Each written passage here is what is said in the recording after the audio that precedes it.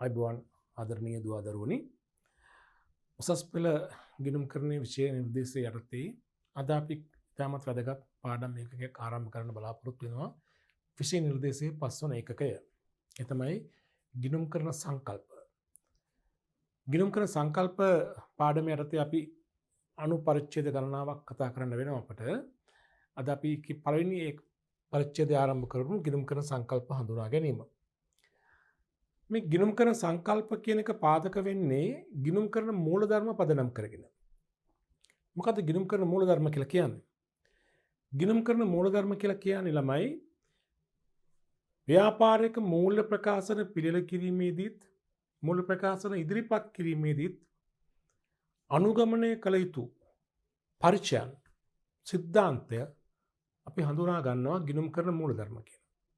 ඒ කියන්නේ මූල්‍යපක ව්‍යාපාරයකට අදාළව මූල්‍ය ප්‍රකාශන පිළිල කරන විට ඒ කියන්නේ ගිණුම් කරන මූලිකාංග හඳුනා ගැනීම, ගිණුම් කරන මූලිකාංග මැනීම, ඒවා ඉදිරිපත් කිරීම මේ සියල්ලමේදී අනුගමනය කළ යුතු පරිචයන්, අනුගමනය කළ යුතු සිද්ධාන්තයන් හඳුන්වනවා ගිණුම් කරන මූලධර්ම කියලා. උතර ව්‍යාපාරයක් අනිවාර්යයෙන්ම මම ගිණුම් කරන මූලධර්ම අනුගමනය කළ යුතුමයි තමන්ගේ ගිණුම් කරන කටයුතු කිරීමේදී. මේ ගිණුම් කරන මූලධර්ම අපි බෙදනවා ප්‍රධාන වශයෙන්ම කොටස් දෙකකට. එකක් පොදුවේ පිළිගත් ගිණුම් කරන මූලධර්ම, අනෙක නිශ්චිත ගිණුම් කරන මූලධර්ම කියලා. මෙතනදී මේ පොදුවේ පිළිගත් ගිණුම් කරන මූලධර්ම තමයි අද අපේ පාඩම් ඒකකයේ ප්‍රස්තුතය. අපේ පාඩම් ඒකකයේ නම මොකද්ද? ගිණුම් කරන සංකල්ප කියලා කිව්වනේ. මේ පොදුවේ පිළිගත් ගිණුම් කරන මූලධර්ම කියන්නේ ගිණුම් කරන සංකල්ප වලට. ගිණුම් කරන සංකල්ප යටතේ අපි ඉගෙන ගන්න මේ පොදුවේ පිළිගත් ගිණුම් කරන මූලධර්ම. ඒක තේරුම පොදුවේ පිළිගත් ගිණුම් කරන මූලධර්ම කියන්නේ ව්‍යාපාරයක ඒකකයක් දැන් ගිණුම් කරන විසින් කාලාන්තරයක් තිස්සේ පොදුවේ පිළි අරගෙන ඒ රටවල ගිණුම් කරන වෘත්ති ආයතන පොදුවේ පිළි අරගෙන අනුගමනය කරන නිසා මේවා අපි කියනවා පොදුවේ පිළිගත් ගිණුම් කරන මූලධර්ම කියලා. මේ පොදුවේ පිළිගත් ගිණුම් කරන මූලධර්ම වලට වැටෙනවා කාලාන්තරයක් තිස්සේ භාවිතා කරන ලද සම්ප්‍රදායන්, කාලාන්තරයක් තිස්සේ භාවිතා කරන ලද උපකල්පනයන්, කාලාන්තරයක් තිස්සේ භාවිතා කරන ලද සම්මතයන්, ධර්මතාවයන් මේ සියල්ල හැම රටක්ම හැම වෘත්තීය ගිණුම් කරන ආයතනයක්ම පොදුවේ පිළි අරගෙන අනුගමනය කිරීමක් කාලාන්තරයක් තිස්සේ සිදු කරනවා. ඒ නිසා අපි ඒවට කියනවා පොදුවේ පිළිගත් ගිණුම් කරන මූලධර්ම. අපි කෙටියෙන් කිව්වොත් ගිණුම් කරන සංකල්ප, accounting concepts කියලා කියන්නේ මේ පොදුවේ පිළිගත් ගිණුම් කරන මූලධර්ම නොත් උපකල්පන, සම්මත, පදනම්, ධර්මතාවයන්, සම්ප්‍රදායන් මේ සියල්ලගේ එකතුවට. අපි අද පාඩම් ඒකකයේ වශයෙන් හඳුනාගෙන දිගින් දිගටම සාකච්ඡා කරන්නේ මෙන්න මේ ගිණුම් කරන සංකල්ප වලට අයිති කරුණු. අනික තමයි නිශ්චිත ගිණුම් කරන මූලධර්ම. ඒ කියන්නේ මූල ප්‍රකාශන පිළිල කිරීමේදී හා ඉදිරිපත් කිරීමේදී අනුගමනය කළ යුතු මූලධර්මයේ නිශ්චිතව සඳහන් වෙලා තිබෙනවා නම් අපි කියන නිශ්චිත ගිණුම් කරන මූලධර්ම කියලා. මේ ගණයට වැටෙනවා ගිණුම් කරන ප්‍රමිතීන්. ශ්‍රී ලංකා වරලත් ගණකාධිකාරීන්ගේ ආයතනය විසින් ඉදිරිපත් කර තිබෙන ගිණුම් කරන ප්‍රමිතීන්. ඒවා නිශ්චිතවම සඳහන් වෙලා තියෙනවා. ලිඛිතවම සඳහන් වෙලා තියෙනවා අනුගමනය කළ යුතු සිද්ධාන්තය මොකක්ද කියන එක. ඒතර ගිණුම් කරන ප්‍රමිතීන් මගින් ඉදිරිපත් කරන මූලධර්ම අනපනත් විවිධ අනපනත් මගින් සමාගම් පනත, හවුල් ව්‍යාපාර පනත සහ නොයෙකුත් අනපනත් මගින් ඉදිරිපත් කරන මූලධර්ම. ඉතින් ගියාම විවිධ නඩු තීන්දුව තුලින් ඉදිරිපත් කරන මූලධර්ම. ඉතින් ගියාම ආයතන රෙගුලාසි තුලින් ඉදිරිපත් කරන මූලධර්ම. මේ සියල්ලම ලිඛිතවම සනාථ වෙලා තියෙනවා. මේ මූලධර්මයේ පැහැදිලිව නිශ්චිතවම සඳහන් වෙලා තියෙනවා ලිඛිතව. ඒකයි අපි ඒවට නිශ්චිත ගිණුම් කරන මූලධර්ම කියලා කියන්නේ. මේ පැත්තට වැටෙනේම එහෙම නිශ්චිතව සඳහන් වීමක් වෙලා නැහැ. ලිඛිතව සඳහන් වෙලා නැහැ. නමුත් කාලාන්තරයක් තිස්සේ පොදුවේ පිළි අරගෙන භාවිතා කරනවා. ඒකයි මේකට පොදුවේ පිළිගත් ගිණුම් කරන මූලධර්ම අරවා නිශ්චිත ගිණුම් කරන මූලධර්ම. නිශ්චිත ගිණුම් කරන මූලධර්ම පිළිබඳ ඉදිරි පාඩමක් අපිට තියෙනවා ගිණුම් කරන ප්‍රමිතීන් හදාරීමට. ඒක වෙනම සාකච්ඡා කරනවා. අද අපි කතා කරන්නේ මෙම පාඩම ඒකකයේ තුලින් කතා කරන්නේ මේකේ පළවෙනි කොටස මේ පොදුවේ පිළිගත් ගිණුම් කරන මූලධර්ම හෙවත් ගිණුම් කරන සංකල්ප පිළිබඳව. ගිණුම් කරන සංකල්ප හැඳින්වීම.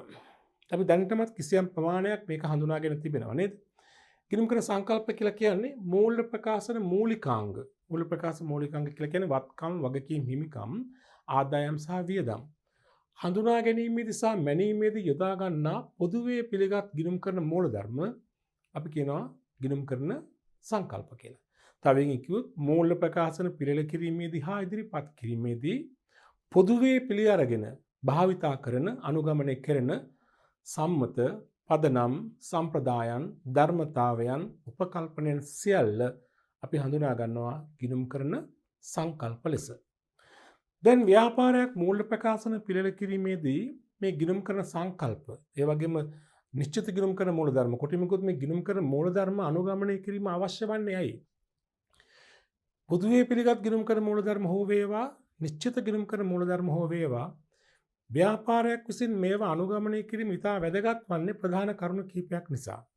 එකක් තමයි ගිණුම් කරන තොරතුරු වල කිසියම් ඒකීය භාවයක් ආරක්ෂා කරන්න. ඒකාකාරී බවක් ආරක්ෂා කරන්න. දැන් මෙහෙම මඟ පෙන්වීමක් නොතිබුණොත් එම ඇත්තම ගිණුම් කරන මූලධර්ම වලින් පෙන්වන මඟ පෙන්වීමක්. ගිණුම් කරන කටයුතු සිදු කිරීමේදී මෙන්න මේවා අනුගමනය කරන එක ප්‍රකරණ මඟ පෙන්වීමක් තියෙන්නේ. මේ මඟ පෙන්වීම නොතිබුණා නම් ගිණුම් කරන තොරතුරු ව්‍යාපාර ආයතන එක් විදිහට ගිණුම් කරන තොරතුරු ඉදිරිපත් කරાવી. එහෙම වුණා මේ තොරතුරු වල ඒකාකාරී බවක් නැහැ. ඒකීය භාවයක් නැහැ. ඒතර ඒ වාර්තින පිළිගැනීම අඩු වෙනවා. නමුත් ඒකීය භාවය ආරක්ෂා කිරීම මේ ගිණුම් කරන මූලධර්ම අනුගමනය කිරීමේ එක වැදගත්කමක්. ඒ වගේම ගිණුම් කරන මූලධර්ම අනුගමනය කිරීමෙන් තවත් දෙයක් ආරක්ෂා වෙනවා. මේ මූල තොරතුරු වල සංසන්දනය කිරීමේ හැකියාව ආරක්ෂා වෙනවා. සසන්දිය හැකි තොරතුරු බවට පත් වෙනවා. මොකද ව්‍යාපාරයක් විසින් පිළිල කරන මූල්‍ය ප්‍රකාශන නොඑක් අවස්ථාවල සසඳීමට භාජනය වෙනවා. ඒ කියන්නේ ගිණුම් කාලච්ඡේදයෙන් මූල්‍ය ප්‍රකාශන හදන්නේ 2020 වසර 2021 වසර ආදී වශයෙන්. උතර ව්‍යාපාරික මූල්‍ය ප්‍රකාශනෙන් පෙර වර්ෂ සමග සසඳන්න වෙනවා අපිට. ගිය අවුරුද්ද ලාභය කීයද මේ අවුරුද්ද ලාභය කීයද ගිය අවුරුද්ද විකුණුම් කීයද මේ අවුරුද්ද විකුණුම් කීයද පෙර වර්ෂ මූල්‍ය ප්‍රකාශනයේ සමග මේ අවුරුද්ද මූල්‍ය ප්‍රකාශනය සසඳන්න වෙනවා. ඒ වගේම මේ ව්‍යාපාරයේ මූල්‍ය ප්‍රකාශනය වෙනත් ව්‍යාපාරික මූල්‍ය ප්‍රකාශන සමග සසඳන්න වෙනවා. ඒ සමාගමේ මූල්‍ය ප්‍රකාශනය මෙහෙමයි B සමාගමේ ලාභය මෙහෙමයි එම සසඳන්න වෙනවා. ඒ වගේම අපි අස්තමේන්තුගත අයවැයගත මූල්‍ය ප්‍රකාශන සමග සත්‍ය මූල්‍ය ප්‍රකාශන සසඳන්න වෙනවා. ඒතර මේ විදිහට මූල්‍ය ප්‍රකාශන සසඳීමක් නිරන්තරයෙන්ම සිද්ධ වෙනවා. මේ සසඳීම ගුණය ආරක්ෂා වීමට නම් ව්‍යාපාරයක් මූල්‍ය ප්‍රකාශන පිළිල කිරීමේදී මෙකී මූල ගිණුම් කර මූල ධර්ම ඒ කියන්නේ පොදුවේ පිළිගත් ගිණුම් කර මූල ධර්ම සහ නිශ්චිත ගිණුම් කර මූල ධර්ම මේ දෙආකාරයෙන්ම මගින් ඉදිරිපත් කරන මඟ පෙන්වීම පැහැදිලිවම අනුගමනය කළ යුතුයි. මේවා අනුගමනය නොකළොත් වෙන්නේ අර මම කිව්වා වගේ ගිණුම් කර තොරතුරු වල ඒකීය භාවයක් ආරක්ෂා වෙන්නේ නැහැ. ගිණුම් කර තොරතුරු වල සසඳීමේ ගුණාත්මක භාවය සසඳීමේ ලක්ෂණය ආරක්ෂා වෙන්නේ නැහැ. ඒවා රැක ගැනීම සඳහා අනිවාර්යයෙන්ම ගිණුම් කරන මූලධර්ම දැන් ගිණුම් කරන සංකල්ප හා නිශ්චිත ගිණුම් කරන මූලධර්ම අනුගමනය කිරීම කළ යුතුම වෙනවා. තුමිතිනේ ව්‍යාපාරය විසින් සකස් කරන ගිණුම් කරන තොරතුරු වල ඒකාකාරී ස්වභාවයක් ඒකීය භාවයක් ඇති කිරීමට ගිණුම් කරන මූලධර්ම අනුගමනය කළ යුතුයි. ඒ වගේම මූල්‍ය ප්‍රකාශන ගිණුම් කරන ගිණුම් කරන සංකල්ප තුලින් මූල්‍ය ප්‍රකාශන පිළිල කිරීමේදී ඉදිරිපත් කිරීමේදී යොදා ගන්නවා ඒ ආරක්ෂා කරගන්න ඒකීය භාවය ආරක්ෂා කරගන්න. මෙතෙන්දී අපට මේ ගිණුම් කරන සංකල්ප ගණයට වැටෙන එමෙතම් පොදුවේ පිළිගත් ගිණුම් කරන මූලධර්ම ගණයට වැටෙන සංකල්ප ගණනාවක් තියෙනවා. අපි වෙනම හඳුනාගත්තොත් මේ ආකාරයට මේ සංකල්ප ටික ඉදිරිපත් කරන්න පුළුවන්.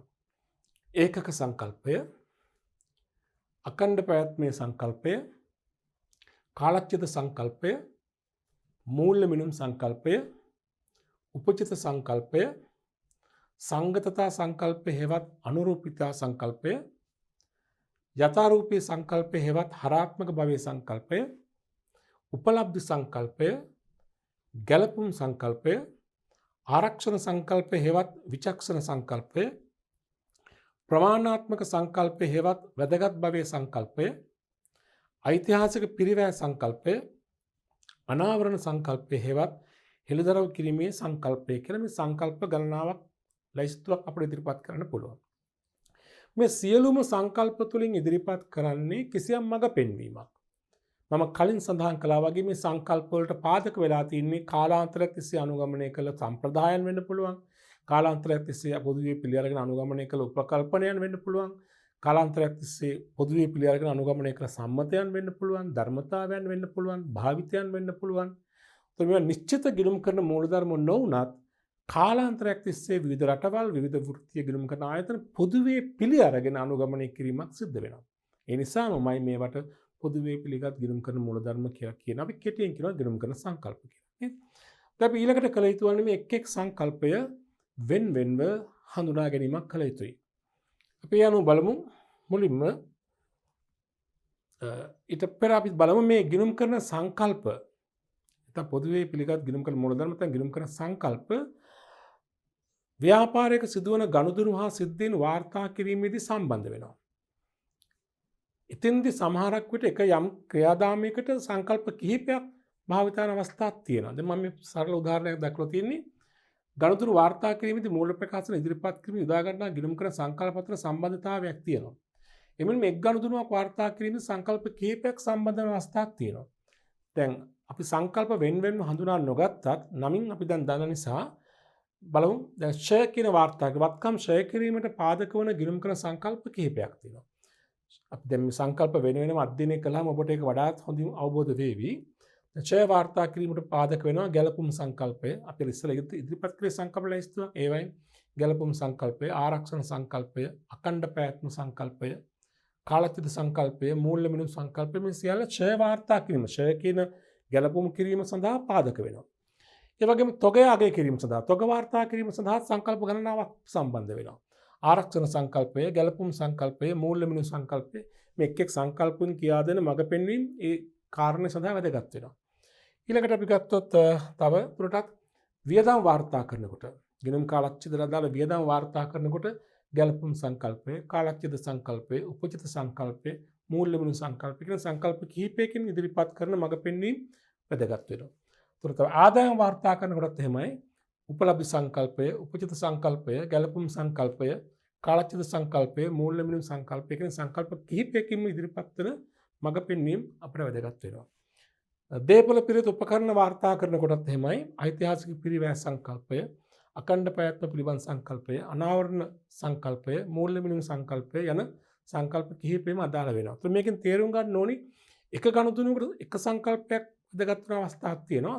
ඒ කාරණේ වාර්තා කිරීමට සංකල්ප කිහිපයකම බලපෑම් ඇති වෙන අවස්ථාවක් තියෙනවා. එයින් ප්‍රධාන සංකල්පයක් තියෙනවා, අනු සංකල්පයක් තියෙනවා. පැහැදිලිද? හොඳයි. දැන් අපි ඊළඟට උත්සාහ කරන්නේ මෙම එක් එක් සංකල්පය වෙන වෙනම හඳුනා ගැනීම කරන්න. අපි ඒකට මුලින්ම හඳුනා ගැනීම කරමු පළවෙනි සංකල්පයේ වශයෙන් ඒකක සංකල්පය. අපි කියන entity concept. ගිණුම් කරන ඒකක සංකල්පය. accounting entity concept. දැන් මේ සංකල්පය අපි මේ වන විට මුල් පාඩම් වලදී සංකල්පයක් වශයෙන් හඳුනා නොගත්තට ඒක අදහස අපි දැනටමත් දන්නවා. නමුත් ඒක අපි ඒ වගේම මේ වන විට අපි ඉගෙනගෙන තියෙන පාඩම් වලදී මේ ඒකක සංකල්පය තුලින් අපට මඟ පෙන්වීම කරන කරුණු අපි අනුගමනය කරලත් ඉවරයි. නමුත් අපි අද තේරුම් ගමු මේ මෙතින්දි මේ විදිහට ක්‍රියා කළේ මෙම සංකල්පයේ බලපෑම නිසා කියන එක. ඒකක සංකල්පයෙන් කියන්නේ මොකද්ද? ඒකක සංකල්පයෙන් අපට පෙන්වා දෙන ළමයි ගිණුම් කරන කටයුතු සිදු කිරීමේදී ව්‍යාපාර ඒකකය එහි අයිතිකරුවන්ගෙන් වෙන් වූ ස්වාධීන ඒකකයක් වශයෙන් සැලකිය යුතුයි කියන එක. අපි දන්නවා ඕනෑම ව්‍යාපාරයකට අනිවාර්යයෙන්ම ඕනෑම ව්‍යාපාරයකට ව්‍යාපාරයක් තියෙනවා නම් මේක ව්‍යාපාරේ නම් අනිවාර්යයෙන්ම අයිතිකරුවන් ඉන්නවා. හැම ව්‍යාපාරයකටම අයිතිකරුවෙක් හෝ අයිතිකරුවන් සම්බන්ධ වෙනවම තමයි. එතකොට මෙම සංකල්පයෙන් අපට කියා දෙන්නේ අයිතිකරුයි ව්‍යාපාරය දෙදෙනෙක් වශයෙන් සලකන්න කියන එක.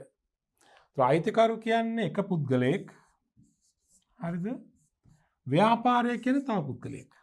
මේක පුද්ගලයන් දෙදෙනෙක් වශයෙන් සැලකිය යුතුයි කියන එකයි කියන්නේ. ව්‍යාපාර ඒකකයට ඒ අයිතිකරුවන්ගෙන් වෙන් වූ ස්වාධීන පැවැත්මක් ඇතැයි උපකල්පනය කරමින් කටයුතු කරන්න කියන එක. උපකල්පනයක් මෙතන තියෙන්නේ. අයිතිකරුත් පුද්ගලයෙක්, ව්‍යාපාරයත් පුද්ගලයෙක්. ඒතර ව්‍යාපාරයේ පුද්ගලයෙක් වශයෙන් සැලකීමක් අපි කරන්නේ. අපි ව්‍යාපාරයට අපිට අර වගේ පුද්ගලයෙක් තිබෙන මේ ලක්ෂණ නැති වෙන්න පුළුවන්. නමුත් ව්‍යාපාරය පුද්ගලයෙක් වශයෙන් සැලකිය යුතුයි. උපකල්පනය කර යුතු ව්‍යාපාරයකක වෙනයි, අයිතිකරු වෙනයි. ඒක තමයි ඒකක සංකල්පෙන් කියා දෙන ප්‍රධාන මඟ පෙන්වීම.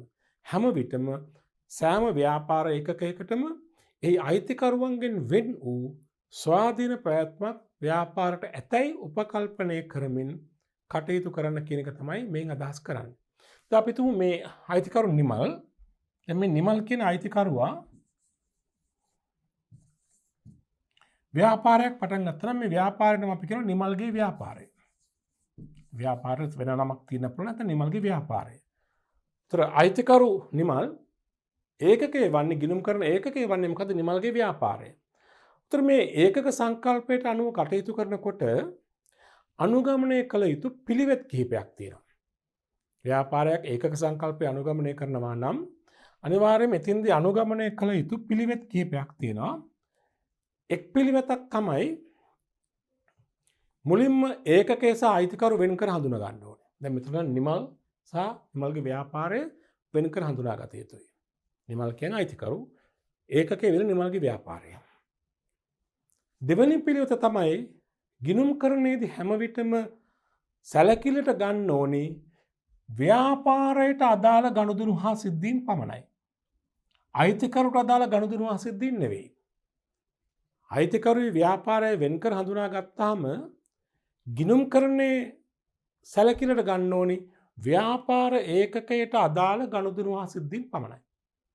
අපි අයිතිකරුගේ පෞද්ගලික ගනුදෙනු ව්‍යාපාරයේ පොත්වල වාර්තා කරන්නේ නැත්තේ නිසා. අයිතිකරු ව්‍යාපාරිකයන් දෙන්නේ. ව්‍යාපාර ඒකකයට අදාළ ගනුදෙනු හා සිද්ධීන් පමණක් සැලකිල්ලට ගත යුතු බව තමයි මෙම දෙවෙනි පිළිවෙත. දැන් හරියට අපි හඳුනා ගන්න. අයිතිකරු දැන් අපි දුන් නිමල් මෝටර රථයක් මිලදී ගන්නවා. නිමල් එයාගේ පුද්ගලික පාවිච්චියට. එයාගේ සල්ලි වලින්. ගිණුම්කරණයේ පොත්වල ලියන්නේ නැහැ ඒක. ඒක නිමල්ගේ පෞද්ගලික ගනුදෙනුවක්. ව්‍යාපාරයේ මෝටර රථයක් මිලදී ගත්තා නම් අන්න ඒක ලියනවා. නිමල් තමන්ගේ උපන්දින සාදය පාත්තුනා ගෙදර. එයාගේ මුදලින්. පොත්වල ලියන්නේ නැහැ. හැබැයි ව්‍යාපාරයේ සංවත්සරයක් උත්සවයක් පැවැත්වුණා ඒක පොත්වල ලියන්න ඕනේ. දැන් එතනදී අයිතිකරු වුණත් ව්‍යාපාරයට සම්බන්ධ ගනුදෙනුවක් කරලා නම් ඒක ව්‍යාපාරයට බලපාන නිසා පොත්වල වාර්තා කරනවා. දැන් උදාහරණයක් අයිතිකරු ව්‍යාපාරයට ප්‍රාර්ථනා යොදවනවා. ඒක ව්‍යාපාරයට බලපාන සම්බන්ධ. ඒක පොත්වල ලියන්න ඕනේ. අයිතිකරු ව්‍යාපාරයෙන් සල් මුදල් ඉවත් කර ගන්නවා. ඒක ව්‍යාපාරයට බලපානවා. ඒක පොත්වල ලියනවා. මොකද අයිතිකරුගේ පෞද්ගලික දේවල් ලියන්නේ නැහැ. අයිතිකරුවයි ව්යාපාරයේ සම්බන්ධයෙන් කරන ගනුදෙනු ලියනවා. ඊට අමතරව ව්‍යාපාර ඒකකට අදාළව ව්යාපාරයේ ඕනෑම බාහිර පුද්ගලයෙක් සමග සිදු කරන ගනුදෙනු පොත්වල වාර්තා කරන්න ඕනේ. ව්‍යාපාර ඒකකයට අදාළ ගනුදෙනු හා සිද්ධීන් පමණක් සැලකිල්ලට ගත යුතුයි කියන සිද්ධාන්තය මෙම සංකල්පයෙන් අපිට කියා දෙනවා. ඒකම වැදගත් කාරණයක් තියෙනවා මේ ඒකක සංකල්පය අනුගමනය කිරීමේදී භාවිත කළ යුතු ඒ තමයි හැම ගනුදෙනුවකම හැම සිදුවීමකම ප්‍රතිඵල විග්‍රහ කරන්නට ඕනේ ඒකකයේ දෘෂ්ටි කෝණයෙන් බලලා. අයිතිකරුගේ පැත්තෙන් බලලා නෙමෙයි. ව්‍යාපාර ඒකකයේ පැත්තෙන් බලලා දෘෂ්ටි කෝණයෙන් බලලා තමයි ගනුදෙනු හා සිද්ධීන් වල ප්‍රතිඵල පොත්වල වාර්තා කරන්නට ඕනේ. දැන් උදාහරණයක් වශයෙන් අයිතිකරු රුපියල් ලක්ෂයක් ව්‍යාපාරය යොදවලා හිතන්නකෝ. අයිතිකරු රුපියල් ලක්ෂයක් ප්‍රාග්ධනීය වශයෙන් ව්‍යාපාරයට යොදවලා තියෙනවා. දැන් එතෙන්දී ඒ ගනුදෙනුව දිහා බලන්න ඕනේ අයිතිකරුගේ පැත්තෙන් නෙමෙයි ව්‍යාපාරයේ පැත්තෙන්. දැන් අයිතිකරු පැත්තෙන් බැලුවොත් රුපියල් ලක්ෂයක් ව්‍යාපාරයට යොදවුවා කියන්නේ එයාගේ මුදල් අඩු වෙලානේ. නමුත් අපි බලන්නේ ව්‍යාපාරයේ පැත්තෙන්. ව්යාපාරයේ පැත්තෙන් බලන්න ඕනේ අයිතිකරුවා රුපියල් ලක්ෂයක් ව්‍යාපාරයට යොදවුවා මොකද වෙන්නේ? ඒතර ව්‍යාපාරයේ මුදල් කියන වත්කම වැඩි වුණා කියලා අපි සලකන්නේ. අයිතිකරුගේ හිමිකාරීත්වය හිමිකම වැඩි වුණා කියලා ලියන්නේ ඒ නිසා. හැම ගනුදෙනුවකම ප්‍රතිඵල විග්‍රහ කරන්න ඕනේ ගිණුම් කරන ඒකකයේ දෘෂ්ටි කෝණයෙන් බලලා. ද ව්‍යාපාරයේ භාණ්ඩ ණයට වික්කාම භාණ්ඩ ණයට ගත්තාම වත්කමක් මිලදී ගත්තාම ව්‍යාපාරයේ පැත්තෙන් බලන්න. දැන් අපි යන්ත්‍රයක් රුපියල් ලක්ෂයකට යන්ත්‍රයක් මිලදී ගන්නවා. මුදල් අඩු වුණා යන්ත්‍ර වැඩි වුණා කියලා ලියනවානේ. ඒ ව්යාපාරයේ පැත්තෙන් බලලා තියෙන්නේ. ව්‍යාපාරයේ තමයි මුදල් අඩු වෙලා තියෙන්නේ. ව්‍යාපාරයේ තමයි යන්ත්‍රවත්කම වැඩි වෙලා තියෙන්නේ. පැහැදිලිද? හරි. ඒතර එනම් බලන්න නැවතත් ඒකක සංකල්පයේ අදහස අයිතිකරු ව්‍යාපාරයේ දෙදෙනෙක් වශයෙන් හඳුනාගත යුතුයි. මොනවද අනුගමනය කරන පිළිවෙත් ඒකකයේ වෙන් කර ගන්නවා අයිතිකරුගෙන් ඒකකයට අදාළ ගනුදෙනු හා සිද්ධීන් පමණක් සැලකිල්ලට ගන්න ඕනේ. එම ගනුදෙනු හා සිද්ධීන්ගේ ප්‍රතිඵල වාර්තා කරන්න ඕනේ ඒකකයේ දෘෂ්ටි කෝණයෙන් බලලා. මේ කාරණු ටික මේ මඟ පෙන්වීම ටික කියා දෙන සංකල්පය තමයි මොකද්ද? ගිණුම් කරන ඒකක සංකල්පය. දැන් බලන්න තවදුරටත් මේ තියෙන සංකල්පයේ හැඳින්වීම. ගිණුම්කරණයේ මූලික පදනම අයිතිකරු හා ව්‍යාපාරයේ ස්වාධීන ඒකක දෙකක් ලෙස සැලකීමයි. එනම් ඒකක සංකල්පයෙන් අදහස් වන්නේ ව්‍යාපාරයට එහි අයිතිකරුවන්ගෙන් වෙන් වූ ස්වාධීන ප්‍රවැත්මක් ඇති බවයි. ඒතර මේ සංකල්පය අපි යෙදෙන අවස්ථා මොනවද? ගිණුම්කරණදී මේ සංකල්පය ඒකක සංකල්පය යෙදෙන අවස්ථා කිහිපයක්ම දක්වලා තියෙනවා. මේ තියෙන්නේ අයිතිකරු යොදු මුදල් හා වෙනත් වත්කම් ප්‍රාග්ධනීය වශයෙන් හඳුනා ගන්නවා. අපි ප්‍රාග්ධනීය කියලා ලියන්නේ මේ ඒකක සංකල්පයේ බලපෑම. අයිතිකරු ව්‍යාපාරේ මුදල් යෙදුවත් වෙනත් වත්කමක් යෙදුවත් අපි සලකන්නේ මොකක්ද? ප්‍රාග්ධනය. ප්‍රාග්ධනය වෙනම හඳුනාගන්නේ ඒකක සංකල්පයේ බලපෑමක් නිසා. ඒ වගේම පෞද්ගලික ප්‍රයෝජන ලබා ගන්න මුදල් හා වෙනත් දෑ ගැනලි වශයෙන් වාර්තා කරනවා. අයිතිකරු ව්‍යාපාරයේ මුදල් ආපසු ගත්තොත්, භාණ්ඩ ආපසු ගත්තොත්, වෙනත් වත්කමක් ආපසු ගත්තොත් අපි ගැනලි වශයෙන් ඒක හඳුනාගන්නේ මේ ඒකක සංකල්පය අනුව.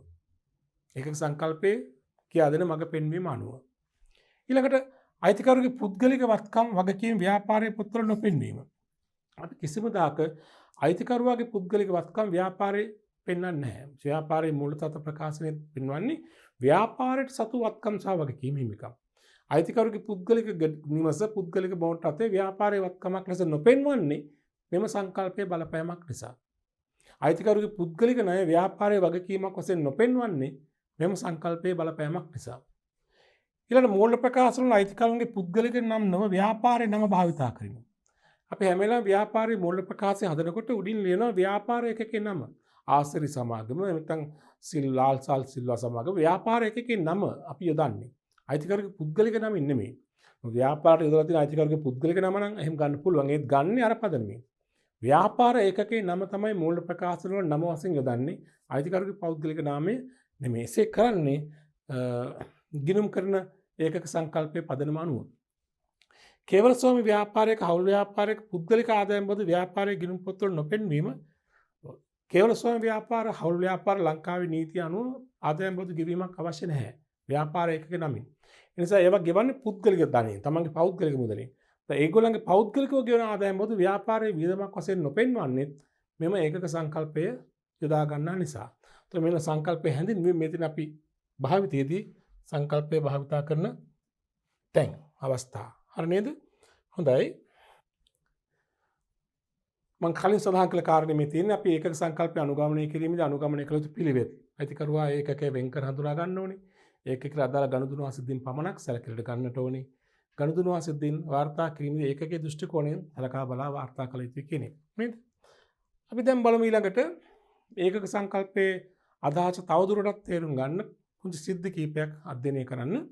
බලන සිද්ධියංක 1 කුමාර තමා ඉතිරි කරගත් රුපියල් ලක්ෂයක් යොදා තම නිවසේ ඉදිරිපස කොටසේ සිල්ලර වෙළඳ ව්‍යාපාරයක් ආරම්භ කරලා තියෙනවා. එම මුදලින් ව්‍යාපාරයට අවශ්‍ය දෑ මිලටගත් අතර විකිණීම සඳහා ණයටද භාණ්ඩ ලබා ගන්නා ලදී. තවද කුමාර සෑම මාසකම රුපියල් 2000 බැගින් තම නිවසේ විදුලි බිල ව්‍යාපාරයේ මුදලින් ගෙවයි. ඔන්නේ සිද්ධියේ තොරතුරු සමූහයක් අපිට දෙනවා. පහත සඳහන් ප්‍රශ්න වලට පිළිතුරු ලබා දෙන්න කියලා කියන එක ව්‍යාපාරය ආරම්භ කළේ කවුරුන්ද? 2 ව්‍යාපාරයේ අයිතිකරු කවුරුන්ද? 3 ව්‍යාපාරය ආරම්භ කිරීමට යෙදූ මුදල කොපමණද? 4 කුමාර තම නිවසේ විදුලි බිල ගෙවීමට ව්‍යාපාරයේ මුදල් ගන්නා විට කුමාර ව්‍යාපාරයට යෙදූ මුදලට කුමක් සිදු වේද? හරි. දැන් සිද්ධියංක 1 පළවෙනි ප්‍රශ්න උත්තරය අහන්නේ ව්‍යාපාරය ආරම්භ කළේ කවුද? කවුද ව්‍යාපාරය ආරම්භ කළේ? කුමාර නේද? එහෙනම් අපි ප්‍රශ්න අංක 1ට උත්තර දෙමු. ව්‍යාපාරය ආරම්භ කළේ කවුරුන් විසින්ද? උත්තරේ කුමාර. ඊළඟට දෙවෙනි ප්‍රශ්නය බෙන් අහනවා ව්‍යාපාරයේ අයිතිකරු කවුරුන්ද? කුමාරට මෙතන මේ සම්බන්ධ වෙලා තියෙන වෙනත් කෙනෙක් සම්බන්ධ වෙලා නැහැ. කුමාර තමන්ගේ නිවසේ ඉදිරිපිට කොටසක් අරගෙන සිල්ලර ව්‍යාපාරය පටන් ගත්තා. එහෙනම් මේ ව්‍යාපාරයේ අයිතිකරුවා කවුද? කුමාරමයි නේද? අයිතිකරු තමයි කුමාර.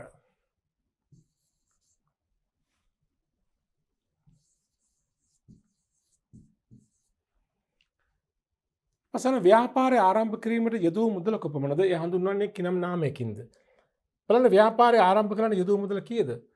ඉතිරි කරත් මුදල රුපියල් ලක්ෂයක් යොදවලා තියෙනවා නේ. ඊට අමතරව ණය මුදල තරම් තුන ඒක ප්‍රාග්ධනය වශයෙන් හඳුන්වන්නේ නැහැනේ. අයිතිකරු ව්‍යාපාරයේ යෙදූ මුදල හඳුන්වන්නේ මොන නමින්ද? ප්‍රාග්ධනය නේද? මේ අභ්‍යාසයේ ව්‍යාපාරය කරගෙන යාමට අයිතිකරු යෙදූ ප්‍රාග්ධනයේ වටිනාකම රුපියල් කීයද? ලක්ෂයයි. එහෙනම් අපි තුන්වෙනි ප්‍රශ්න උත්තර ලියමු. යෙදූ මුදල රුපියල් ලක්ෂයයි. ඒකම අහනවා ඒ හඳුන්වන්නේ කිනම් නාමයකින්ද? උත්තරේ ප්‍රාග්ධනය.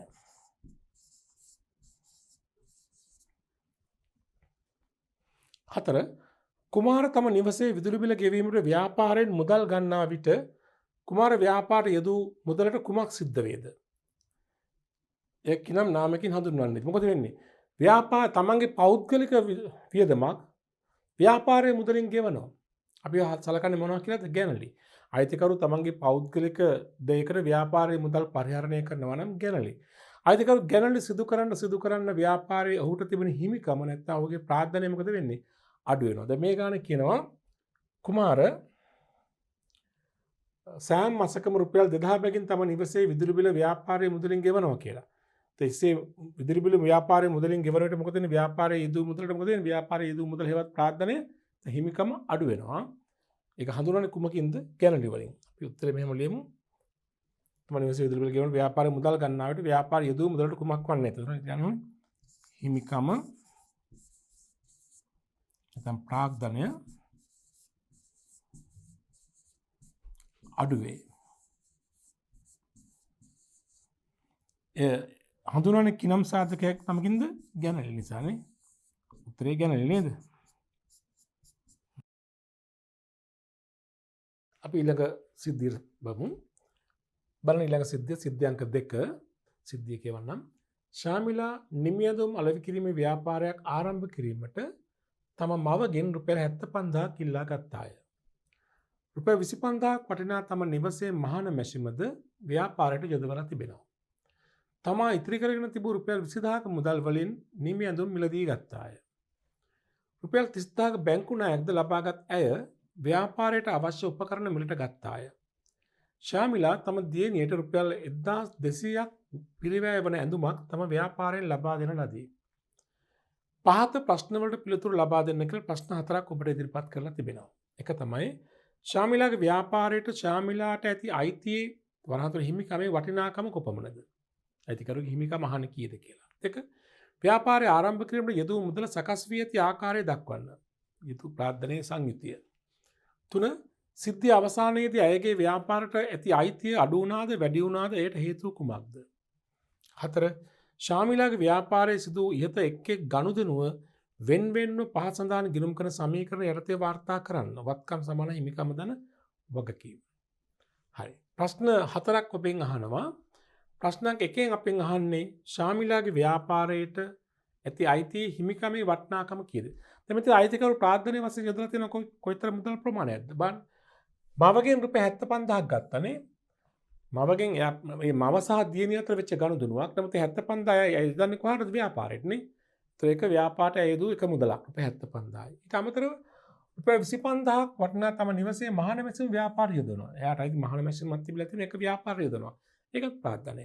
75000යි 25000යි ලක්ෂයයි. ඊට අමතරව තමා ඉතිරි කරගෙන තිබූ රුපියල් 20000ක මුදලත් ඇය ව්‍යාපාරයට යොදලා නිමියඳුම් මිලදී ගන්නවා. ඒකත් ප්‍රාර්ථනය. බැංකුවෙන් රුපියල් 30000ක ණයක් ගන්නවා. ඒක ප්‍රාර්ථනයේද? නෑ ඒක වගකීමක් නේද? ඒතර මෙතන ප්‍රාර්ථනයේ වශයෙන් යොදලා තියෙන මේ 75000යි 25000යි 20000යි 75000 25000 ලක්ෂයයි 20000 රුපියල් 1,20,000 එන ප්‍රශ්නයක් එකට උත්තරේ ශාමිලා ව්‍යාපාරයට ඇති අයිතිය හිමිකමේ වටිනාකම උත්තරේ රුපියල් 1,20,000 නේ 75000යි 25000යි 20000 නේද 1,20,000. ප්‍රශ්නේ දෙවෙනි කොටසෙන් ඔබෙන් අහනවා ව්‍යාපාරය ආරම්භ කිරීමට යෙදූ මුදල් සකස් වී ඇති ආකාරය දක්වන්න. මේ 1,20,000 ආවේ කොහොමද? අපිට කියන්න පුළුවන් වෙනමනේ. මෙන්න මේ විදිහට කියන්න පුළුවන්. මවගෙන් ලබාගත් මුදල මොකද මෙතන මවගෙන් මුදල ලබාගත්තට මව ව්‍යාපාරයේ කොටස්කාරයක් නෙමෙයි, අයිතිකාරියක් නෙමෙයි. ශාමිලා තමයි ව්‍යාපාරයේ හිමිකරුවා. මවගෙන් අතමාරුවක් කරගෙන තියෙනවා. මවගෙන් ලබාගත් මුදල රුපියල් කීයද? 75000යි. එයාට මහාන මැෂිම ඒකත් ව්‍යාපාර සම්පතක්නේ. රුපියල් කීයද ඒක වටිනාකම? 25000යි. ඉතිරි කරගත් මුදල යෙදවීම ඉතිරි කරගත් මුදල් යෙදවීම ඇය විසින් මෙතෙක් ඉතිරි කරන මුදලක් තියෙනවා රුපියල් 20000ක් ඒකත් ව්‍යාපාර යොදවලා තියෙනවානේ 20000යි. ඒ අනුව ප්‍රාර්ථනීය රුපියල් 1,20,000 එන්නේ මේ විදිහට නේද? සම්පූර්ණ මුදල 1,20,000. මේ තමයි ප්‍රාර්ථනීය සංයුතිය. හරිද? හොඳයි. ප්‍රශ්නේ තුන්වෙනි කොටසෙන් ඔබෙන් අහනවා සිද්ධිය අවසානයේදී ඇයගේ ව්‍යාපාරයේ අයිතිය වැඩි වුණාද අඩු වුණාද ඒට හේතු කුමක්ද? මොකක්ද අවසානයේ වෙන්නේ? දැන් මෙතන තොර 1,20,000ක් ව්‍යාපාරයට යෙදුවා ප්‍රාර්ථනීය වශයෙන්. තව 30,000ක ණයකුත් ගත්තා. ණය ගත්තා කියලා හිමිකම් වැඩි වෙනවද අඩු වෙනවද? නෑ. ණය ගත්තාම මුදල් ගිණුම හර ණය ගිණුම බැරනේ, බැංකු ණය ගිණුම බැරනේ. හිමිකම වැඩිවීමක් අඩුවීමක් වෙන්නේ නැහැ. ඊළඟ රුපියල් 1,200ක් වටිනා පිරිවැය 1,200ක් වටිනා ඇඳුමක් තමන්ගේ දිනයට පරිත්‍යාග කරනවා. ව්‍යාපාරයේ සම්පතක් එයා පෞද්ගලික පාවිච්චියට ගන්නවා. මොකද්ද ඒක? ගැනලි. දැන් ගැනලි නිසා හිමිකම මොකද වෙන්නේ? අඩු වෙනවා. දැන් මෙතන මේ උඩ ඡේදයේ තියෙන ප්‍රාර්ථනා යෙදවීම. හිමිකම වැඩි වෙනවා. දෙවන ඡේදයේ තියෙන බැංකු ණය ගැනීම. මේක වගකීමක් සම්බන්ධයි, හිමිකමට බලපාන්නේ නැහැ. ඊළඟට තියෙනවා දිනට රුපියල් 1,200ක ඇඳුමක් පරිත්‍යාග කිරීම නිසා ව්‍යාපාරයේ හිමිකම මොකද වෙන්නේ? අඩු වෙනවා. ඇයට තියෙන හිමිකම අඩු වෙනවා නේද? අපෙන් අහන්නේ සිද්ධි අවසානයේදී අයගේ ව්‍යාපාරයට ඇති අයිතිය අඩු වුණාද වැඩි වුණාද? උත්තරේ මොකද? අඩු වෙලා තියෙන්නේ. මුලින් ලක්ෂයක් ඇදුවා දැන් 1,200ක අඩු වෙනවනේ. ඒට හේතු කුමක්ද? ගැලණි සිදු කිරීම නේද? මෙහෙම ලියමු. ව්‍යාපාරයට අයිතිය අඩු වුණාද වැඩි වුණාද? උත්තරේ අඩු වේ. හේතුව තමයි අයිතිකරු ගැනලි සිදු කිරීම.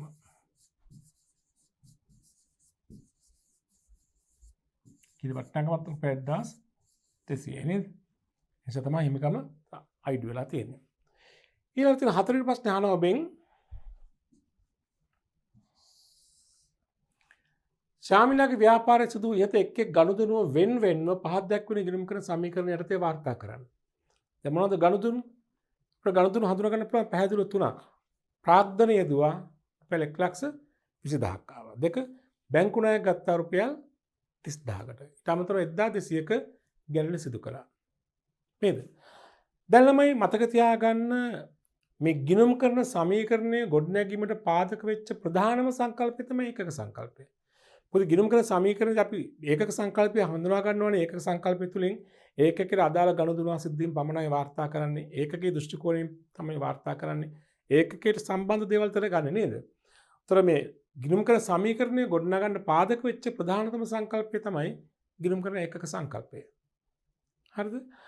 උතර මෙතින්දී මේ අපෙන් අහනවා මෙන්න මේ සිදුවෙච්ච ගනුදෙනු මේ ගිණුම් කරන සමීකරණය වත්කම් සමාන හිමිකම දන වගකීම් කියන සමීකරණ යටතේ වාර්තා කරන්න කියලා. අපි වාර්තා කරමු. දැන් ප්‍රධාන වශයෙන් ගනුදෙනු තුනක් තියෙනවානේ. අපි කියමු ගනුදෙනු අංක 1. මොකද ගනුදෙනු අංක 1? අයිතිකරු මුදලින් ප්‍රාර්ථනය දුවා මුදලින් විවිධ වත්කම් වලින් නේද? ඒතර මුදල් 75,000යි ආයි මැසිම කියන වත්කමක් 25,000යි ආයි මුදල් 20000යි 1,20,000නේ. අපි ගමු පළවෙනි එක වශයෙන් එක මම මෙහෙම ලියනම් ප්‍රාර්ථනය කියලා. ප්‍රාර්ථනය යෙදවීම 1,20,000ක් තියෙනවනේ. ඒ නිසා මොකද වෙන්නේ? වත්කම් වැඩි වෙනවා 1,20,000කින්. මුදල් මැසිම ඇතුළු ඔක්කොම 1,20,000කින් වත්කම් වැඩි වෙනවානේ. අනෙක් ප්‍රතිඵලය හිමිකම වැඩි වීමත් 1,20,000යි. මොකද්ද? ප්‍රාග්ධනය වැඩි වෙනවානේ. ඒතර පළවෙනි ගනුදෙනුව ප්‍රාග්ධනය යෙදවීම වත්කම් වැඩි වීම 1,20,000යි, හිමිකම වැඩි වීම 1,20,000යි. අපි දෙවෙනි ගනුදෙනුව ගමු. බැංකු ණය ලබා ගැනීම. බැංකු ණය ලබා ගත්ත රුපියල් 30,000ක්. මොකද වෙන්නේ? මුදල් කියන වත්කම් වැඩි 30,000කින් බැංකු ණය කියන වගකීම් වැඩි 30,000කින් නම් වත්කම් වැඩිවීම 30,000යි ආයි වගකීම් වැඩිවීම 30,000යි. බැංකු ණය කියන වගකීම් වැඩි මුදල් කියන වත්කම් වැඩි නේ. හරි. තුන්වෙනි ගනුදෙනුව අපි ගමු. එයාගේ දීනට ඇඳුමක් පරිත්‍යාග කළාගේ ගැනනේ. ගැනනේ සිදු කිරීම.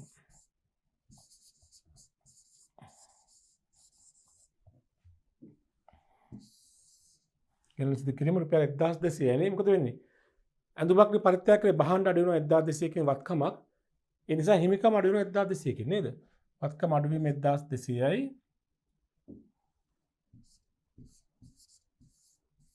අනිත් පැත්තෙන් හිමිකම අඩු වෙනවා 1,200කින්.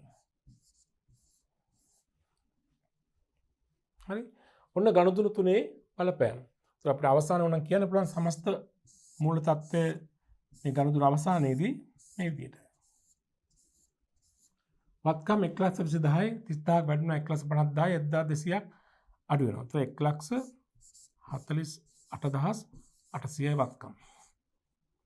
1,20,000යි 1,50,000යි 1200 කඩනවා 1,44,800. හිමිකම 1,40,200 කඩ වෙනවා 1,18,800. අපි ඉස්සෙල්ලා කිව්ව හිමිකම අඩු වුණා කියලා 1,200 කින් නේද මේ සිද්ධිය අවසානයේ. වගකීම් 30000යි. තොර 1,18,400යි 30000 එකතු කළාම 1,44,800යි. වත්කම් සමාන හිමිකම හා වගකීම් වල එකතු වෙලා. පැහැදිලිනේ? තොර ඒකක සංකල්පේ පාදක වෙලා තමයි ගිණුම් කරන සමීකරණයත් ගොඩනැගිලා තියෙන්නේ කියන එක දැන් තවදුරටත් අපිට තහවුරු වුණා මේ ප්‍රශ්නේ තුලින් නේ. හොඳයි. අපි එමු ඊළඟට මේ සංකල්පය හඳුනා ගැනීම සම්බන්ධ පහුගිය ප්‍රශ්න පත්‍රවල ලැබිලා තියෙන කෙටි ප්‍රශ්න කීපයක් අපි සලකා බලමු. එතින්දී ඒ උත්තර දෙනකොට අනිත් සංකල්ප තාම හඳුනා නොගත්තට අපිට මේ අපි ඉගෙනගත්ත සංකල්පය තුලින් උත්තරේ ගොඩනගා ගන්න පුළුවන්. 2009 ප්‍රශ්න පත්‍රයේ ප්‍රශ්නේ 1 ආයතනයක එහි ගනුදෙනු හා සිද්ධීන් අනිකුත් පාර්ශවයන්ගෙන් ස්වාධීනව වාර්තා කිරීමට මඟ පාදන සංකල්පය කුමක්ද? ආයතනයේ ගනුදෙනු හා සිද්ධීන් අනිකුත් පාර්ශවයන්ගෙන් ස්වාධීනව. ඒ කියන්නේ ඒකකයේ ස්වාධීනව සලකා කටයුතු කරන්න කියලා මඟ පාදන සංකල්පය මොකක්ද? අකණ්ඩ ප්‍රයත්න ඒකක සංකල්පයේ ගැළපුම් ආරක්ෂණ කාලච්ඡේද. අපි දන්න සංකල්පය තමයි මෙතන අදාළ වෙන්නේ මොකද්ද? ඒකක සංකල්පය නේද? අනිත් සංකල්ප තාම හඳුනා නොගත්තත් අපි දන්නවා මේ සිද්ධියට ඒකක සංකල්පය තමයි අදාළ වෙන්නේ කියන එක නේ. උසස් පෙළ 2009 තව ප්‍රශ්නයක් තියෙනවා. ගිණුම් කරන සමීකරණයේ මූලිකාංගයන් ලෙස හිමිකම වෙනම හඳුනා ගැනීම අවශ්‍ය වන්නේ කුමන ගිණුම් කරන සංකල්පයට අනුවද? ඒකක උපචිත අගටන ප්‍රයත්න ගැළපුම් කාලච්ඡේද. ඒකත් අනිවාර්ය උත්තරේ මොකද්ද? ඒකක සංකල්පය. හිමිකම වෙනම හඳුනාගන්නේ ඒකක සංකල්පයේ බලපෑම නිසානේ. 3 2008 වසර ප්‍රශ්න පත්‍රයේ ප්‍රශ්නයක්. ව්‍යාපාර ආයතනයක අයිතිකරු ඔහුගේ නිවස අලුත් වැඩියා කිරීම සඳහා ලබාගත් බැංකු ණය අයිතිකරුගේ පෞද්ගලික නිවස අලුත් වැඩියා කිරීමට ලබාගත් බැංකු ණය ව්‍යාපාරයේ වගකීම් යටතේ ඇතුළත් කිරීමෙන් කඩවන ගිණුම් කරන සංකල්පය සඳහන් කරන්න. ඒ කියන්නේ අයිතිකරු පෞද්ගලික තමන්ගේ පෞද්ගලික නිවස අලුත් වැඩියා කරන්න බැංකු ණයක් අරගෙන එම බැංකු ණය ව්‍යාපාරයේ වගකීමක් ලෙස පෙන්නලා ඒ තුලින් පැහැදිලි සංකල්පයක් කඩවෙනවා. මොකද්ද? ඒකක සංකල්පය. ඒ කොහොමද කඩවුණා කියලා කියන්නේ? ඒකක සංකල්පයේදී කියනවා ඒකකයට අදාළ ගනුදෙනු සිද්ධීන් පමණයි වාර්තා කරන්නට ඕනේ. දැන් මෙතන මේ ගනුදෙනු අයිතිකාරක පුද්ගලික ගනුදෙනුවක්. ව්‍යාපාරයේ ගිණුම් පොත්වල වාර්තා කරලා. සම්පූර්ණ මේකක සංකල්පයට පටහැනි. දැන් උත්තරේ කඩවන සංකල්පය මොකද්ද? ඒකක සංකල්පය.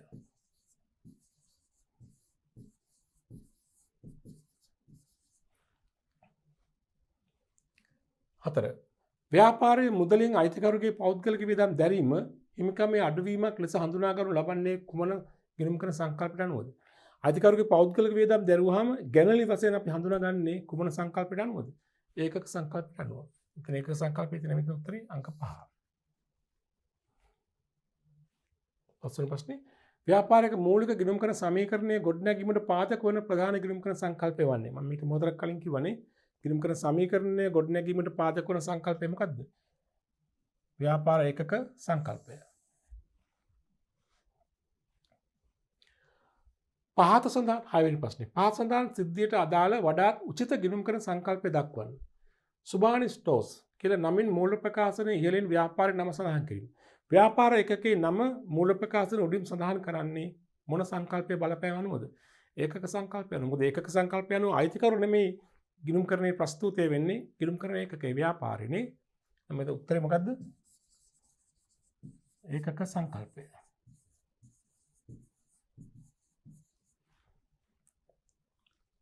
right. පැහැදිලිද? හොඳයි.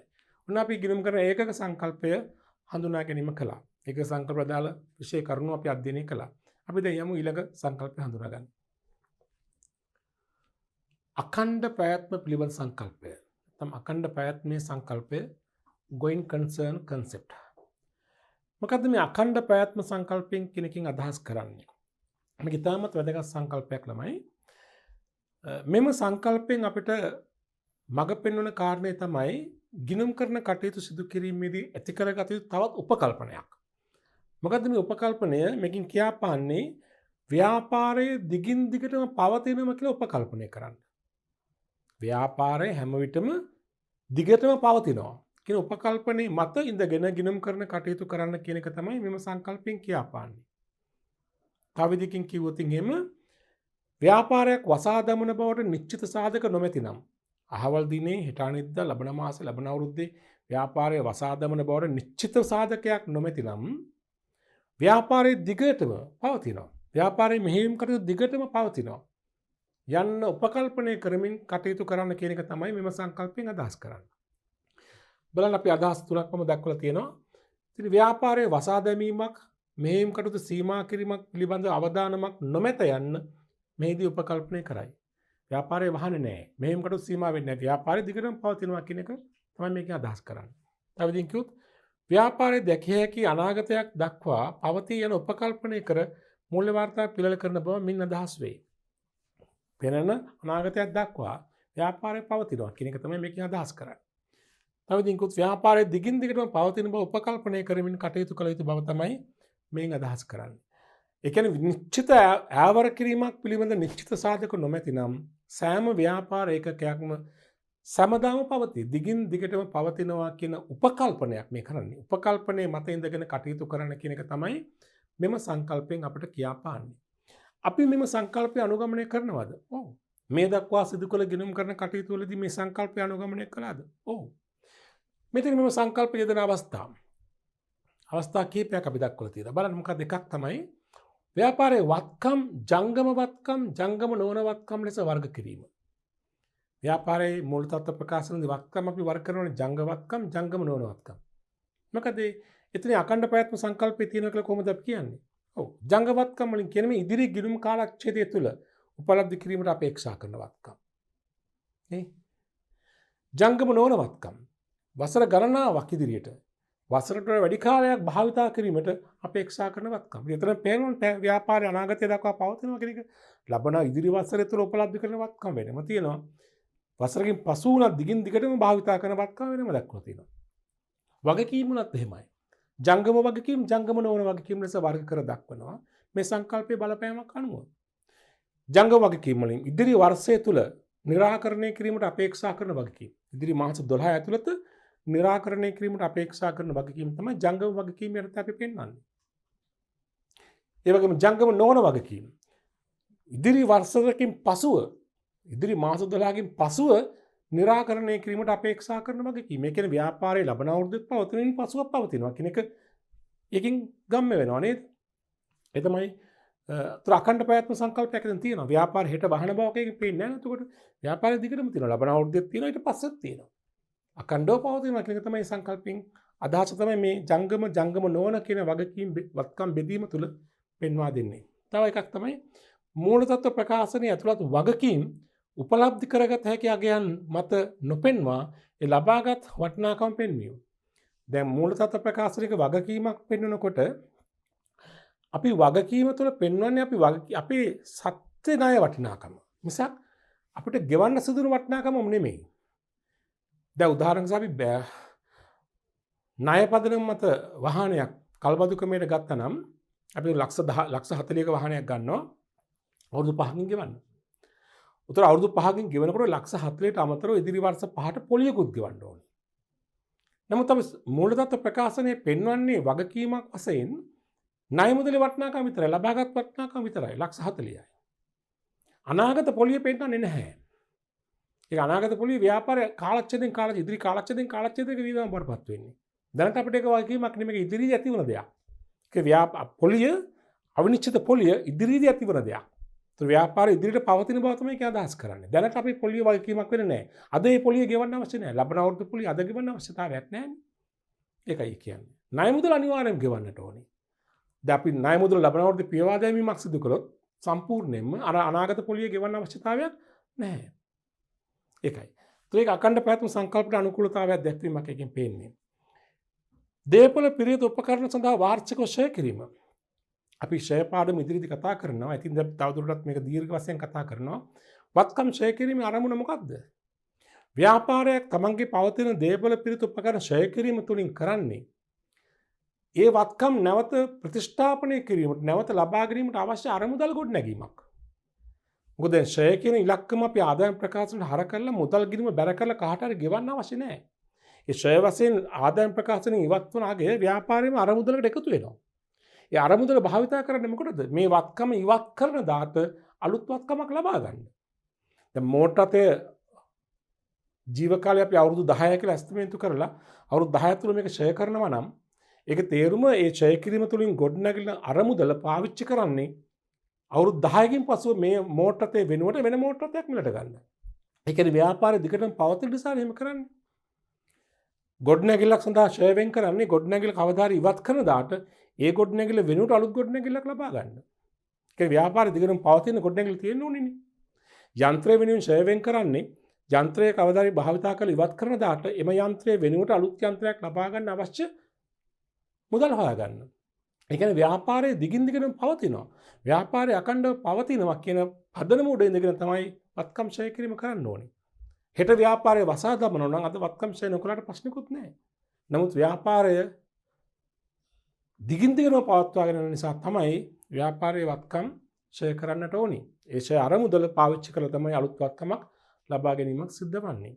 මේ අපි සඳහන් කළේ මේ අඛණ්ඩ පැවැත්ම පිළිබඳ සංකල්පය යෙදෙන අවස්ථා ගිණුම් කරන්නේදී අපි යොදා ගන්න අවස්ථා. දැන් බලන්න ඒකට අදාළ ප්‍රශ්න කිහිපයක් තියෙනවා. පසුගිය ප්‍රශ්න 7 වෙනි ප්‍රශ්නේ ජංගම නොවන වත්කම් ෂෙයා කිරීමට පදනම සපයන මූලික සංකල්පය මොකක්ද? අපි සඳහන් කරන්නේ වත්කම් ෂෙයා කිරීමට පදනම සපයන සංකල්පය මේ පහ අතරින් මොකක්ද? අඛණ්ඩ පැවැත්ම සංකල්පය. නේද? දිගින් දිගට වත්කම් ෂෙයා කරන්නේ වත්කම් දිගින් දිගට ලබා ගන්න. ඉවත් කරන දාලා අලුත් වත්කම් ලබා ගන්න නේ. හොඳයි. 8 වෙනි ප්‍රශ්නේ උසස් පෙළ 2014 අවුරුද්දේ ප්‍රශ්නයක්. වත්කම් හා වගකීම් ජංගම සහ ජංගම නොවන ලෙස වර්ගීකරණය කිරීමට පදනම් වන්නේ පහත කුමන ගිණුම් කරන සංකල්පද? පද උත්තරේ ජංගම නොවන කියලා පදනම් වර්ගීකරණය කරන්නේ මොන සංකල්පයේ බලපෑම නිසාද? අඛණ්ඩ පැවැත්ම පිළිබඳ සංකල්පය. නේද? හොඳයි. 9. දේපොළ පිරියතා උපකරණ ෂෙයා වීම වියදමක් ලෙස ආදායම් ප්‍රකාශනය හඳුනා ගැනීමට පාදක වන සංකල්පය. ෂෙයා වියදම වශයෙන් ආදායම් ප්‍රකාශනය ඉවත් කරන්නේ මොන සංකල්පයද? ප්‍රධාන වශයෙන්. තව සංකල්ප තියෙනවා. දැන් ෂෙයා වීමට බාධා වෙන තව සංකල්ප තියෙනවා. ප්‍රධාන සංකල්පය අඛණ්ඩ පැවැත්ම සංකල්පය. තවත් ඒකට සම්බන්ධ වෙන සංකල්ප තියෙනවා. අපි මුලින්ම කිව්වේ සමහරක් වෙලට එක කාරණයක් වාර්තා කරන සංකල්ප කිහිපයක් සම්බන්ධ වෙන අවස්ථා තියෙනවා. ෂෙයා වලටත් එහෙමයි. ෂෙයා වලට සංකල්ප 4ක් 5ක් සම්බන්ධ වෙන ප්‍රධාන සංකල්පය තමයි අඛණ්ඩ පැවැත්ම සංකල්පය. 10. ව්‍යාපාරයක් ඇයි බුන්නත්භාවයේ මූල ප්‍රකාශන තුලින් හෙළි නොකිරීමෙන් පහත කුමන ගිණුම් කරන සංකල්පයේ උල්ලංඝනය වේද? ව්‍යාපාරයේ බුන්නත්භාවයේ තත්ත්වයක් තියෙනවා නම් ඒ හෙළි නොකිරීමෙන් ප්‍රධාන වශයෙන්ම අනාවරණය හිලිදරව් වන සංකල්පයක් තමයි කඩකිරීම උල්ලංඝන වෙන සංකල්පයක් තමයි අඛණ්ඩ පැවැත්ම. ව්‍යාපාරය දිගින් දිගට පවතින බව එකෙන් පෙන්නේ නැහැ. එම වුණොත් අඛණ්ඩ පැවැත්ම සංකල්පයේ කඩවීමක් සිද්ධ වෙනවා. දැන් අපි කතා කළේ අඛණ්ඩ පැවැත්ම සංකල්පයේ අදහස සහ ඒ යෙදෙන අවස්ථා. මතකයිනේ? මොකද අඛණ්ඩ පැවැත්ම සංකල්පයෙන් ප්‍රධාන වශයෙන් කිව්වේ ව්‍යාපාරයක් දිගින් දිගටම පවතින බව උපකල්පනය කරමින් ගිණුම් කරන කටයුතු සිදු කළ යුතු බව තමයි ප්‍රධානම අදහස. හරි. අපි ඊළඟට තවත් සංකල්පයක් හඳුනා ගමු. මූල්‍ය මිනුම් සංකල්පය. money measurement concept. තාමතරක සංකල්පයක්. මූල්‍ය මිනුම් සංකල්පය. මොකද මේ සංකල්පයෙන් අපිට කියා දෙන මඟ පෙන්වීම. මෙම සංකල්පයෙන් අපිට කියා දෙන මඟ පෙන්වීම තමයි ළමයි අපිට මඟ පෙන්වන කාරණේ තමයි ගිණුම් කරන්නේදී මූල ප්‍රකාශන පිළිල කිරීම හා ඉදිරිපත් කිරීමේදී හැම විටම මුදල් නැමැති මාධ්‍යයෙන් වටිනාකම අගය කළ හැකි මුදලින් අගය කළ හැකි ගනුදෙනු හා සිද්ධීන් පමණක් සැලකිලිට ගන්න කියන එකයි. ඒ කියන්නේ ගිණුම් කරන්නේ සියලු කටයුතු වල මිනුම් ඒකකයේ ලෙස මුදල භාවිතා කරන මුදල තමයි මිනුම් ඒකකය. මුදලින් අගය කළ හැකි මුදලින් වටිනාකම මැනිය හැකි ගනුදෙනු හා සිද්ධීන් පමණක් ගිණුම් කරන්නේදී සැලකිලිට ගත යුතු බව තමයි මෙම සංකල්පෙන් කියාපාන්නේ. තවදුරටත් කිව්වොත් වටිනාකම මුදලින් අගය කළ නොහැකි දෑ ගිණුම් කරන්නේදී බැහැර කළ යුතුයි. ව්‍යාපාරයට අදාළ වුණත් ඒ තොරතුරු ප්‍රයෝජනවත් වුණත් ඒ මුදලින් මිනුම් කිරීම කළ නොහැකි නම් ගිණුම් කරන්නේදී ඒක බැහැර කරන්නට ඕනේ කියන එක තමයි මෙම සංකල්පෙන් කියාපාන්නේ. බලන්න ව්‍යාපාරයක සිදුවන ගනුදෙනු හා සිද්ධීන් අතුරින් මුදලින් මැනිය හැකි ගනුදෙනු හා සිද්ධීන් පමණක් හඳුනාගෙන මූල ප්‍රකාශන තුළ වාර්තා කළ යුතු බව මෙයින් අදහස් කරනවා. උතර අපි මේ සංකල්පය අනුගමනය කළාද පහුගිය පාඩම් වලදී? ඔව්. අපේ හැම තැනකම ගනුදෙනුවක වටිනාකම මැන්නේ අපි කොහොමද? මුදලින්. මුදල් නැමැති ඒකකේ මැනලා තමයි ඉදිරිපත් කළේ. මූලික සටහන් පොත් මූලාශ්‍ර ලේඛන වල ගනුදෙනු ලිවීමේදී, මූලික සටහන් පොත්වල ගනුදෙනු ලිවීමේදී, ලෙජරයට පිටපත් කිරීමේදී, ශේෂ පිරික්සුමට ගැනීමේදී, මූල්‍ය ප්‍රකාශන වලට ගැනීමේදී හැම විටම පාදක කරගත්තේ මොකද්ද? මූල්‍ය වටිනාකම. බලන්න අපි ආදායම් ප්‍රකාශන දාන්නේ විකුණුම් රුපියල් වටිනාකම දාන්නේ. විකුණුම් කිලෝ ගානව දාන්නේ නැහනේ. වික්ක වහන්න ප්‍රමාණය දාන්නේ නැහැ රුපියල් වටිනාකම. මූල්‍ය තත්ත්ව ප්‍රකාශනයේ හැම වත්කමක ඉස්සරෙන් දාන්නේ මොකද්ද? මූල්‍ය වටිනාකම. හැම මූලික සටහන් පොතකම කොනේ තිරු දාන්නේ මොකද්ද? මූල්‍ය වටිනාකමනේ. ලෙජර් ගිණුම් වල දාන්නේ මොකද්ද? මූල්‍ය වටිනාකම. ශේෂ පිරික්සුම් වල දාන්නේ මොකද්ද? මූල්‍ය වටිනාකම. මුදල් නැමැති මාධ්‍ය මැනව ඉදිරිපත් කළාගේ. එසේ කරන්නේ මෙම සංකල්පයේ බලපෑම නිසා. අපි කිසි විටකත් මුදලින් අගය කරන්න බැරි, මුදලින් අගය කරන්න නොහැකි දෑ ගිණුම් කරන්නේදී වාර්තා කරන්නේ නැහැ. ඒක කොයිතරම් ප්‍රයෝජනවත් වුණත් අපි එසේ කරන්නේ නැහැ. දැන් උදාහරණ වශයෙන් ව්‍යාපාරික සේවක පිරිස මානව සම්පත ආයතනයේ ඉතාමත් වටිනා සම්පතක්. අපි මානව සම්පතේ වටිනාකම ආයතනයේ ඉතාමත් දක්ෂ කාර්යශූර සේවක මණ්ඩලයක් ඉන්නවා කියන්නේ ආයතනයේ ප්‍රධානම සම්පතක් ඒක. නමුත් සම්පත අපි මූල තත්ත්ව ප්‍රකාශන ඉදිරිපත් කරන්නේ නැහැ. ඒත් අපිට මුදලින් මයින්න බෑ. සේවකයින්ට ගෙවන වැටුප් ලියනවා. වෙනත් ගෙවීම් ලියනවා. නමුත් ඔවුන්ගේ කාර්යක්ෂමතාවය, ඔවුන්ගේ හැකියාව, ඔවුන්ගේ නිර්මාණශීලීභාවය, ඔවුන්ගේ තියෙන යහපත් කුසලතා, යහපත් ආකල්ප අපිට මුදලින් මනින්න බෑ. ඒක පොත්වල වාර්තා කරන්නේ නැහැ. මේ සංකල්පයේ තියෙන පැත්තකින් මේක ඉදිරිපත් කරන විවේචන තුළ තිබෙන අඩුපාඩුවක් ඒක. මුදලින් මැනිය නොහැකි දේ ඉදිරිපත් කිරීම නොහැකි වීම මේ සංකල්පයේ තිබෙන දුර්වලතාවයක්. කෙසේ නමුත් මෙම සංකල්පයට අනුව කටයුතු කිරීමේදී මුදලින් මැනිය හැකි දේ පමණයි අපි සැලකිලිට ගනු ලබන්නේ. මේ බලන්න මේ යෙදෙන අවස්ථා මුදලින් මැනීම කළ හැකි තොරතුරු පමණක් ගිණුම් පොත්වල වාර්තා කරනවා. මම සඳහන් කළා වගේ හැම දෙයක්ම මූල්‍ය තොරතුරු විතරක් මූල තොරතුරු පමණක් සීමා වෙන්නේ මේ සංකල්පය නිසා. ගිණුම්කරණයේ අරමුණ වෙන්නේ මූල තොරතුරු ඉදිරිපත් කිරීම. ඒ නිසා මූල්‍ය බිඳු සංකල්පය තමයි පාදක කරගන්නේ. මූල ප්‍රකාශ මූල තොරතුරු පමණක් සීමා වෙලා තියෙන්නේ මේ සංකල්පයේ බලපෑම නිසා. මුදලින් මැනීම කළ නොහැකි සේවක මණ්ඩලය, ශිල්පීය දැනුම, අත්දැකීම් මූල ප්‍රකාශ වලින් ඉදිරිපත් නොවන්නේ මේ සංකල්පය නිසාමයි. රටේ අදාළ රටේ මුදල් ඒකකයේ මගින් තොරතුරු ඉදිරිපත් කිරීම. දැන් මූල්‍ය බිඳු සංකල්පය අනුව මේ මූල්‍ය ප්‍රකාශ හදනකොට එම රටේ භාවිතා වන මුදල් ඒකකය තමයි භාවිතා කරන්නේ. දැන් ශ්‍රී ලංකාවේ මූල්‍ය ප්‍රකාශන තියෙන රුපියල් වගේ, ශ්‍රී ලංකා රුපියල් වගේ. ඒක ඇමරිකාවේ වැදුණා ඇමරිකානු ඩොලර් වගේ. එංගලන්තයේ වැදුණා පවුම් වලින් තමයි ඉදිරිපත් කරන්නේ. ඒ රටේ භාවිතා වන මුදල් ඒකකයෙන් තමයි ඒ තොරතුරු මැන ඉදිරිපත් කිරීම කරන්නේ. පැහැදිලිද? හොඳයි. බලන්න එක සිද්ධියක් අපි ඉදිරිපත් කරනවා. මෙහෙම ව්‍යාපාරයකට අදාළ තොරතුරු කිහිපයක් පහදින් දැක්වේ. තොරතුරු 8ක් ඔබට දෙනවා. මොනවද මේ? අයිතිකරු ව්‍යාපාර රුපියල් දශලක්ෂයක ප්‍රාග්ධන ලෙස යෙදවීම, ව්‍යාපාරයේ මනරම් ප්‍රදේශයක පිහිටා තිබීම, ව්‍යාපාරයේ විකුණුම් ආදායම රුපියල් 5,50,000යි, ව්‍යාපාරයේ නව සේවක පිරිසක් බඳවාගෙන ඇත, ව්‍යාපාරයේ අලෙවි කරන භාණ්ඩ පිළිබඳව පාරිභෝගිකයින් පැසසුම් ලැබී ඇත, ණයගැතියන්ගෙන් රුපියල් 5,000ක අය කරගත නොහැක, ව්‍යාපාරයේ රුපියල් 3,00,000ක ණයක් ලබාගෙන ඇත, ව්‍යාපාරයේ අයිතිකරුට යහපත් විෂන් එකක් දැක්මක් තියෙනවා කියලා කියනවා. ඉහත තොරතුරු වලින් එක ගිණුම් කරන්නේදී සැලකිලිට ගනු ලබන ගනුදෙනු හා සිද්ධීන් කවරේද? ගනුදෙනු හා සිද්ධීන් කවරේද? ගන්නවා. දෙක මූල්‍යමය නොවන ගනුදෙනු හා සිද්ධීන් ව්‍යාපාරයකට අවශ්‍ය නොවේද? ඔබගේ අදහස් දක්වන්න. දැන් මෙතන තොරතුරු 8ක් තියෙනවානේ. පළවෙනි ප්‍රශ්නේ අහන්නේ මේ ගිණුම් කරන්නේදී සැලකිලිට ගනු ලබන ගනුදෙනු හා සිද්ධීන් මොනවාද? දැන් අප දකිනවා මේ තොරතුරු 8ම අපිට ගිණුම් කරන්නේදී සැලකිලිට ගන්න බෑ. හේතුව මේවා අතර තියෙනවා මුදලින් වටිනාකම මැනිය නොහැකි තොරතුරු. බලමු එහෙනම් ගිණුම් කරන්නේදී සැලකිලිට ගන්න පුළුවන් මොනවද බැරි මොනවද? 1. අයිතිකරු ව්‍යාපාරට ප්‍රාග්ධනය වශයෙන් රුපියල් දශලක්ෂයක් යෙදුවා. පොත්වල වාර්තා කරන්න පුළුවන්ද? පුළුවන්. අංකයක් ගන්න පුළුවන් නේ. 2. ව්‍යාපාරයේ පිහිටා ඇත්තේ මනරම් ප්‍රදේශයක. ඒක මනරම් ප්‍රදේශයක පිහිටා තිබීම කියන සාධකයේ වැදගත් තොරතුරක් තමයි. හැබැයි ඒක අපිට මුදලින් අගය කරන්න පුළුවන් කමක් නැති නිසා ගිණුම් කරන දේ සලකන්නේ නැහැ. තුන ව්‍යාපාරයේ විකුණුම් ආදායම රුපියල් 5,50,000 රුපියල් 5,50,000යි. ගිණුම් කරන දේ සැලකිලිට ගන්නවා. අංක 3 වෙනි කාරණේ. අංක 4 ව්‍යාපාරයේ තව සේවකින් පිරිසක් බඳවාගෙන තියෙනවා. අලුතින් තව සේවකින් බඳවාගෙන තියෙනවා.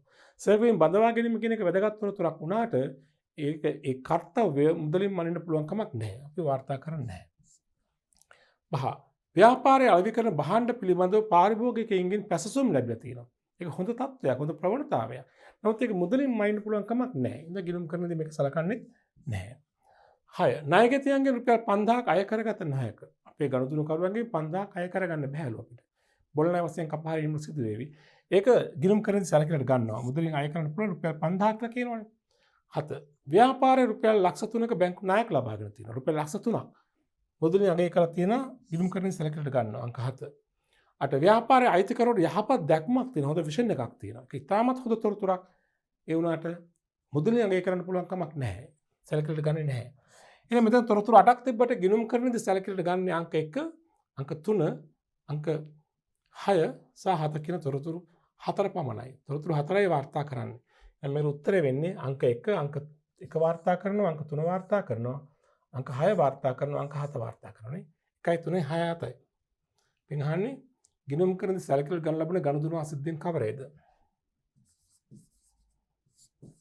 ගනුදෙනු අංක 1, 3, 6 හා 7 පමණයි. ගනුදෙනු ගොඩක් තිබ්බට 1යි 3යි 6යි 7යි පමණයි ගිණුම් කරනදී සැලකිලිට ගන්න ලබන්නේ. දෙවන ප්‍රශ්නයක් කරා මූල්‍ය නොවන ගනුදෙනු සිද්ධීන් ව්‍යාපාරයකට අවශ්‍ය නොවන්නේද? ඔබගේ අදහස් දක්වන්න. දතන තිබුණු මූල්‍ය නොවන මුදලින් මනින්න බැරි ඒවා ව්‍යාපාරයට අවශ්‍ය නැද්ද? අත්‍යවශ්‍යයි, අවශ්‍යයි. තීරණ ගැනීම සඳහා ඒවත් ප්‍රයෝජනවත් වෙනවා. ගිණුම් කරන්නේදී ඉදිරිපත් නොකලට මූල්‍ය ප්‍රකාශන මගින් ඉදිරිපත් නොකලට තීරණ ගැනීම කාර්යයේදී එම තොරතුරු පාදක කර ගැනීමක් කළ යුතු වෙනවා. දැන් උත්තරය අවශ්‍ය වන්නේද නොවේද කියලා අහන්නේ ඔබගේ අදහස. තීරණ ගැනීම සඳහා මූල්‍ය තොරතුරු මෙන්ම මූල්‍ය නොවන තොරතුරුද වැදගත් වේ. ඉන්දර තොරතුරු අවශ්‍යයි. අපි නිකන් නිදසුනක් වශයෙන් බලන්නකෝ. අපි අඳුමක් ගන්න යනවා සාප්පුවකින්. අපි තුමු කමිසයක් මුලදී ගන්න යනවා. අපි සලකා බලන තොරතුරු මොනවද? කමිසේ මිල, කමිසේ වර්ණය, කමිසේ ප්‍රමාණය, ඊළඟට ඇඳුමේ රෙද්දේ තියෙන ගුණත්වය, ක්වොලිටි එක, ඇඳුමේ නිමාව නේද? දැන් ඔතනින් ওই තොරතුරු ඔක්කොම සලකනවා නේද ඔබ මිලදී ගන්න කලින්. හැබැයි ඔතන එකයි මූල තොරතුරක් තියෙන්නේ. මොකද මිල. අනිත් ඔක්කොම මූල්‍ය නොවන තොරතුරු. මිල ඉතාමත් වැදගත්. අනිත් තොරතුරු කොයිතරම් හරියට වැඩක් වෙන්නේ මිල වැදගත් වන්නේ නැත්නම් මිල ගන්න නැත්නම්. මූල තොරතුරු වැදගත්. හැබැයි අනිකුත් තොරතුරුත් වැදගත්. ගිණුම් කරන්නේ ලබා දෙන්නේ මූල තොරතුරු පමණයි. නමුත් අනිත් තොරතුරු අවදගත් කියලා අපිට කියන්න බෑ. වැදගත් ඒවත් තීරණ ගැනීමේ කාර්ය සඳහා නේද? හරි. ඒකයි තීරණ ගැනීම සඳහා මූල තොරතුරු මෙන්න මූල නොවන තොරතුරුද වැදගත් වේ කියලා කිව්වේ. ඊළඟට කතා කරනවා අපි මේ මූල්‍ය මිනුම් සංකල්පයේදී අපි ඇති කරගන්නා වූ ප්‍රධාන උපකල්පනයක් පිළිබඳව. මූල්‍ය මිනුම් සංකල්පය අනුගමනය කිරීමේදී ඇති කරගන්නා ප්‍රධාන උපකල්පනය. මොකද්ද? තමයි මෙම සංකල්පයේදී අපි ඇති කරගන්න උපකල්පනයක් මුදලේ අගය ස්ථාවරයි කියන එක. මුදලේ අගය ස්ථාවරයි කියන එක. මොකද්ද මුදලේ අගය කියන්නේ? කිසියම් මුදල් ඒකකයකින් ලබාගත හැකි භාණ්ඩ හා සේවා ප්‍රමාණය අපි කියන මුදලේ අගය කියලා. මේ මුදලේ අගය කියන එක කාලයෙන් කාලට වෙනස් වෙනවා. අපි මීට අවුරුදු 10කට කලින් රුපියල් 10කින් ලබාගත් භාණ්ඩ හා සේවා ප්‍රමාණය අද ලබා ගන්න පුළුවන්ද? බෑ. වෙන මොකුත් උන්නේ ගිය අවුරුද්දේ රුපියල් 5000කින් ගත්ත බඩු මල් අද ගන්න පුළුවන්ද? බෑ. අද රුපියල් 5000කින් ගන්න පුළුවන් බඩු මල් හෙට ගන්න පුළුවන්ද? බෑ. වෙනස් වෙනවා. ඒ වෙනස් වෙන හේතුව මුදලේ අගය වෙනස් වීම. උද්දමනකාරී තත්ත්වයක් තියෙන රටක නම් මුදලේ අගය එන්න අඩු වෙනවා. මුදල් ඒකකයකින් ලබාගත හැකි භාණ්ඩ හා සේවා ප්‍රමාණය එන්නට අඩු වෙනවා. නමුත් ගිණුම් කරණයේදී ඇති කරගෙන තිබෙන උපකල්පනයක් මුදලේ අගය ස්ථාවරයි කියන එක. ඒ කියන්නේ මුදලේ අගය වෙනස් වෙන්නේ නැහැ කියන එක. ඒක උපකල්පනයක්. මුදලේ අගය හැමදාම ස්ථාවරව තියෙනවා කියන එක. නමුත් ප්‍රායෝගිකව මුදලේ අගය නිතර නිතර වෙනස් වෙනවා. මේ සංකල්පයට විවේචන ඉදිරිපත් කරන ප්‍රබල විවේචනයක් ඕක. තව පැත්තකින් කිව්වොත් මේ සංකල්පෙත් එක්තරා දුර්වලතාවයක් තමයි මේ මුදලේ අගය ස්ථාවරයේ සැලකීම. ඒකට දැන් වර්තමානයේ යම් ගිණුම් කරන ප්‍රවණතා උද්දමන ගිණුම් කරන වගේ දේවල් තුලින් මේකේ දුර්වලතාවය සැහැණු දුරට පිරිමසාගෙන තියෙනවා. ඒක වෙනම කතන්දරයක්. නමුත් සාම්ප්‍රදායික ගිණුම් කරණයේදී ගිණුම් කරන කටයුතු කිරීමේදී මුදලයාගේ ස්ථාවරයයි උපකල්පනය කරනවා. මුදලයාගේ වෙනස් වෙන්නේ නැහැ කියන එක. අපි 1990 දී ඉඩමක් ගත්තා රුපියල් ලක්ෂ 10කට අද වන විට එහි වටිනාකම විශාල වශයෙන් වැඩි වෙලා තියෙන පුළුවන්. ප්‍රත්‍යාකරණයක් එහෙම කරලා නැත්නම් අපි තාමත් පොත්වල පෙන්වුම් කරන්නේ ඉඩමයාගේ රුපියල් ලක්ෂ 10යි කියලා. මුදලයාගේ ස්ථාවරය උපකල්පනය කිරීම මෙම සංකල්පයේ තිබෙන ප්‍රධානතම උපකල්පනයක්. පැහැදිලි නේද? හොඳයි. අපි දැන් බලමු එහෙමනම් ප්‍රශ්න කිහිපයක්. මේ බලන්න සේවකයන්ගේ නිපුණතා ව්‍යාපාරයක මූල්‍ය ප්‍රකාශන වල හඳුනා නොගැනීමට පදනම් වන වන්නේ කුමන සංකල්පද?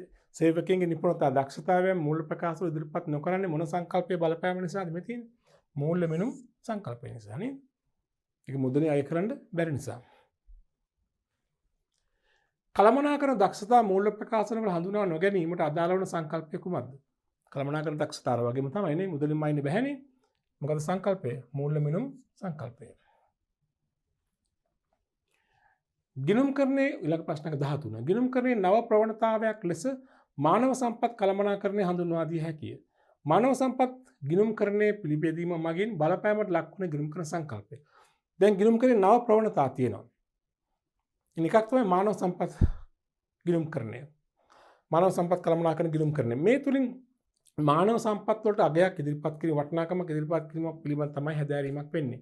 ඒතර එසේ එහෙම වුණොත් අනිවාර්යෙන් බලපෑමට ලක්වන සංකල්පය මොකක්ද? මූල්‍ය මෙනුම් සංකල්ප. මානව සම්පත් කියන එක මුදලින්ම ඉන්නේ බෑනේ. ඒතර මුදලින් අගය කළ නොහැකි දෑ පිළිබඳව ගිණුම් කරන සැලකිලිට ගන්නවා නම් ඉදිරියේදී ඉන් බලපෑමට ලක්වන සංකල්පය මොකක්ද? මූල්‍ය මෙනුම් සංකල්පය. මූල්‍ය මෙනුම් සංකල්පයට පටහැනිව තමයි එතකොට ක්‍රියා කරන්න වෙන්නේ. මූල්‍ය මෙනුම් සංකල්පය. 14. සුපුන්ගේ ව්‍යාපාරය පියකරු පරිසරයක පිහිට ඇත. මූල්‍ය ප්‍රකාශන වල එම පරිසරයේ වටිනාකම පෙන්වීම කිරීම නොහැකි වී ඇත. මෙම තත්ත්වය ඇතිවීම බලපාන ගිණුම් කරන සංකල්පය කුමක්ද? සුපුන්ගේ ව්‍යාපාරය තාමත් දැකුම් කළු පියකරු පරිසරයක තිබෙන හොඳ තොරතුරක්. නමුත් ඒ කාරණේ මූල්‍ය ප්‍රකාශන ඉදිරිපත් කිරීමට බැරි වෙලා තියෙනවා. මක් නිසාද? මොන සංකල්පයේ බලපෑමක් නිසාද? මූල්‍ය මෙනුම් සංකල්පය නිසා. නේද? මුදලින් මනින්න පුළුවන්කමක් නැති නිසා ඒ පරිසරයේ වටිනාකම. 15. මුදලයාගේ ස්ථාවරව පවතියයි උපකල්පනය කරන ගිණුම් කරන සංකල්පය. අපි දැන් මොහොතකට කලින් කතා කරන්නේ මුදලයාගේ ස්ථාවරයි කියලා උපකල්පනය කරන මොන සංකල්පයද? මූල්‍ය මෙනුම් සංකල්පය. ප්‍රශ්න 16. මූල්‍ය මෙනුම් සංකල්පයේ ප්‍රධාන දුර්වලතාවයන් දෙකක් සඳහන් කරන්න. මම කිව්වා මේ වෙනකොට එකක් මොකද්ද? මුදලේ අගය ස්ථාවරයයි සැලකීම.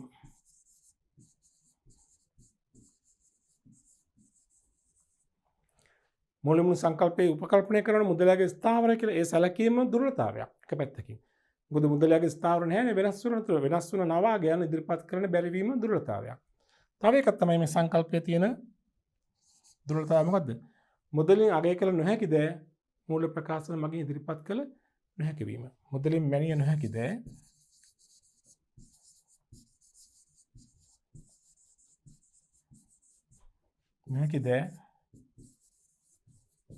මූල්‍ය ප්‍රකාශන තුළින් ඉදිරිපත් කළ නොහැකි වීම. ඔය තමයි මූල්‍ය මෙනුම් සංකල්පයේ තිබෙන ප්‍රධානතම දුර්වලතාවය. හොඳ අපි දැන් ඔය කතා කළේ මූල්‍ය මෙනුම් සංකල්පය පිළිබඳව. අපි මේ ඒකකයේ තුලින් අද කතා කළා හැමනම් ගිණුම් කරන සංකල්ප හඳුනා ගැනීමට අමතරව සංකල්ප තුනක්. ඒ මොනවද? ඒකක සංකල්පය, අඛණ්ඩ ප්‍රයත්න පිළිබඳ සංකල්පය හා මූල්‍ය මෙනුම් සංකල්පය. අපි ඉදිරි ඒකක තුලින් ඉතිරි සංකල්ප පිළිබඳව දීර්ඝ වශයෙන් හැදෑරීම කරමු.